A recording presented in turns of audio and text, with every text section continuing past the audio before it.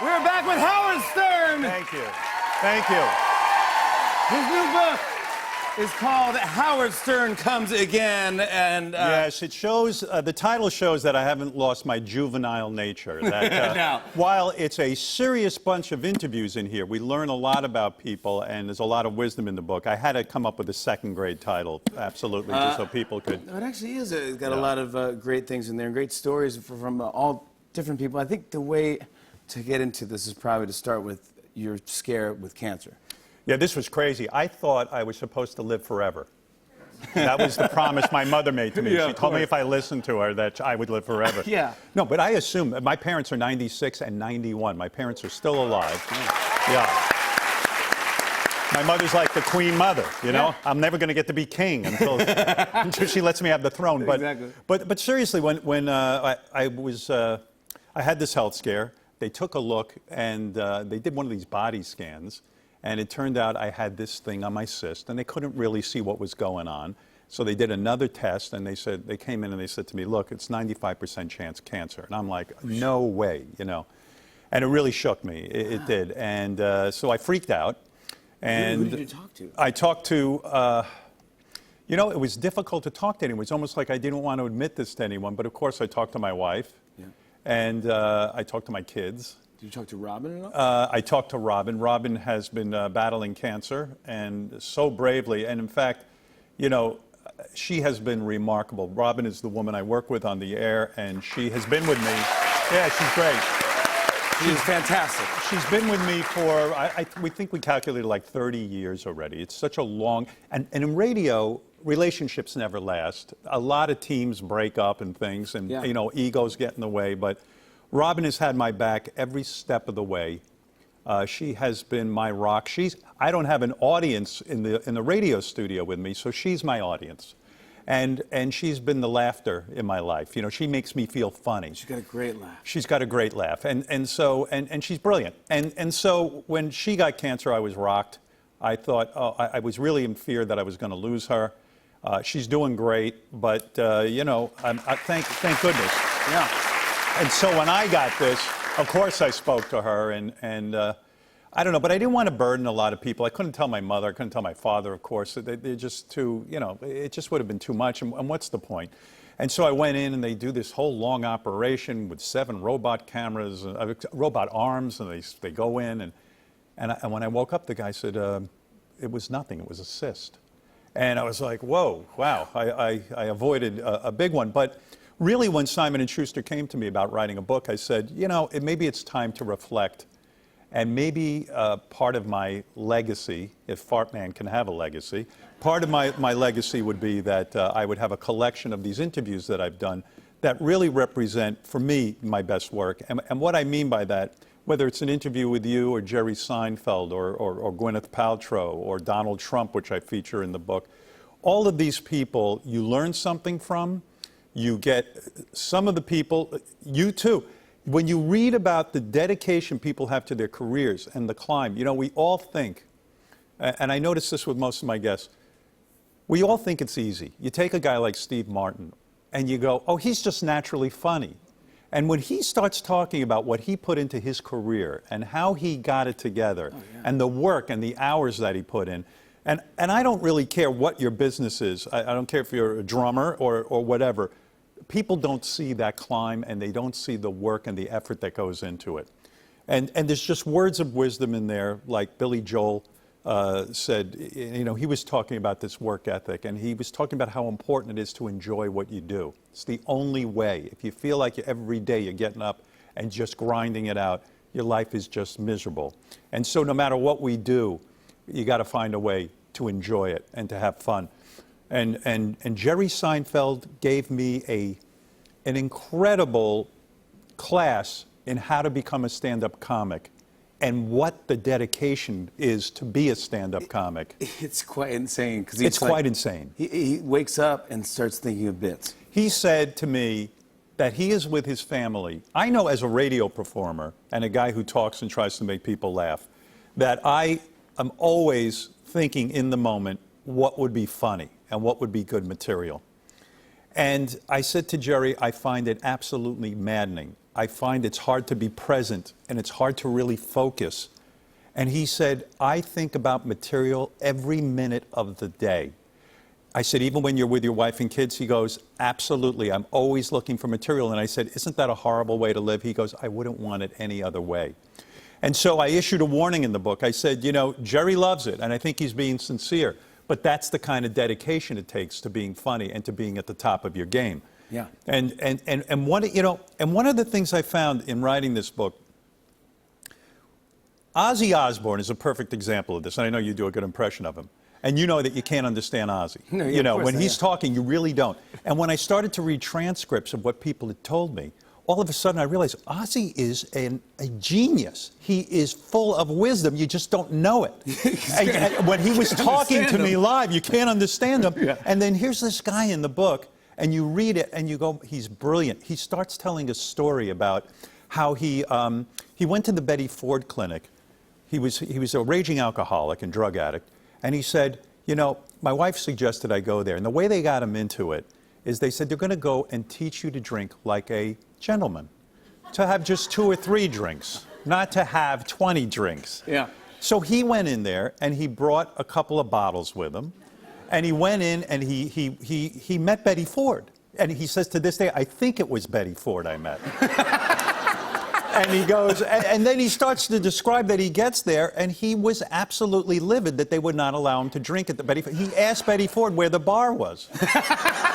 And so, you know, in some ways, you don't get that information when you're hearing it on the radio. Sometimes it's a bit difficult to hear. Yeah. And like, so sitting with these transcripts and talking about these interviews, I found I was able to get things out of people. Mike Tyson gave me the best example of what it's like to be a drug addict. I never understood it before. I'm not into drugs.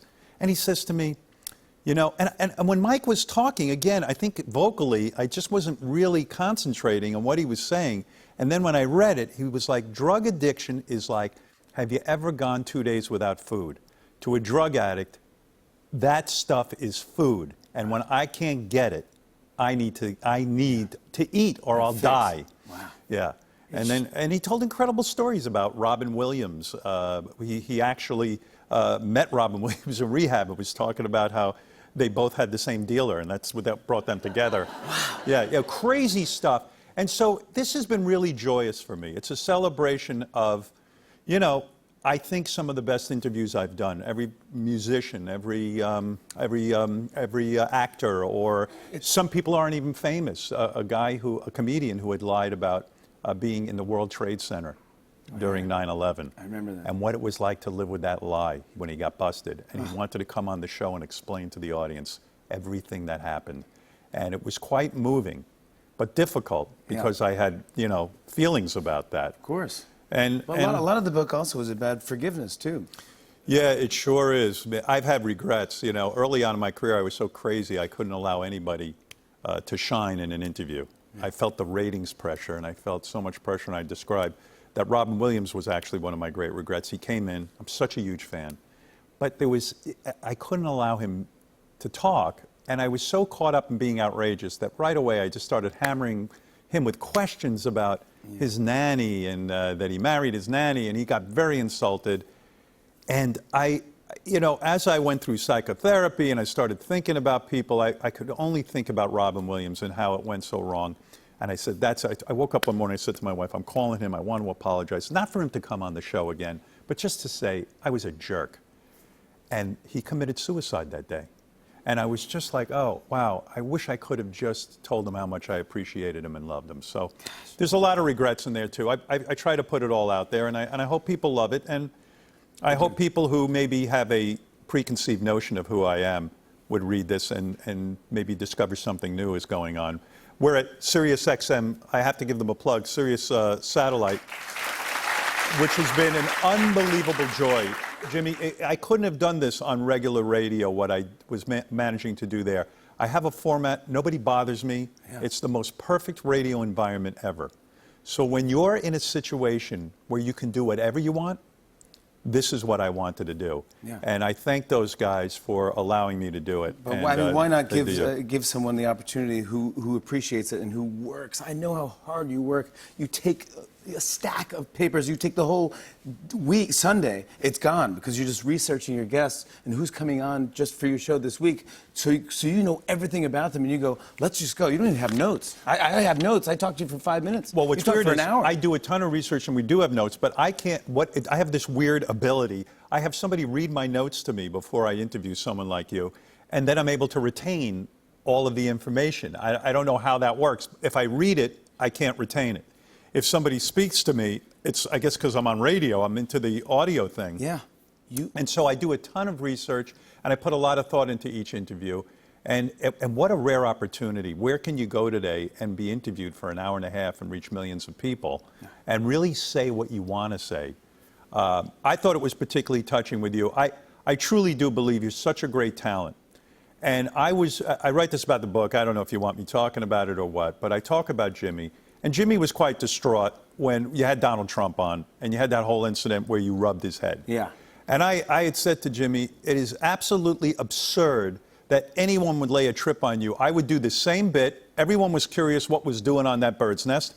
And you wanted to sit there and see. I thought the bit was fantastic.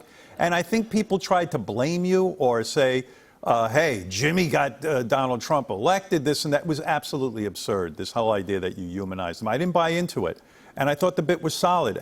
And you came on, and I put it in the book about, you talk about that and talk about your angst over that because... It's tough. Yeah, it is tough. You know, people criticize everything, but... I appreciate you being there for me because I didn't know who to talk to. I go, who's been through what's happening right now for me? Because it's the world's against you. I've been through it a million times, and you know what my advice to Jimmy was? I mean, You're the perfect person to call. It's the truth.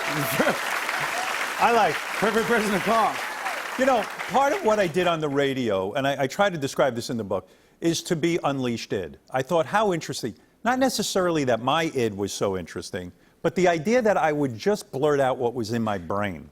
And when you do that, it's like walking a high wire act. Yeah. And so, like you, all of a sudden you get tagged with something. This is happening to me every day. Either management was coming after me to say I had spoken too much or I had done something too outrageous. And I was sitting there quite innocently going, oh my God, I just want to entertain people. I just want to make that guy in the car laugh who's on his way to work. That's all I'm trying to do. Yeah. And so you don't want to be indicted for it. You're experimenting, you're doing it live, and so it's a very difficult thing. So when you called me about it, I was really empathic because I've been there and I know what it's like. And I said to you, it will blow over. And I believe it did because I think your intentions were pure.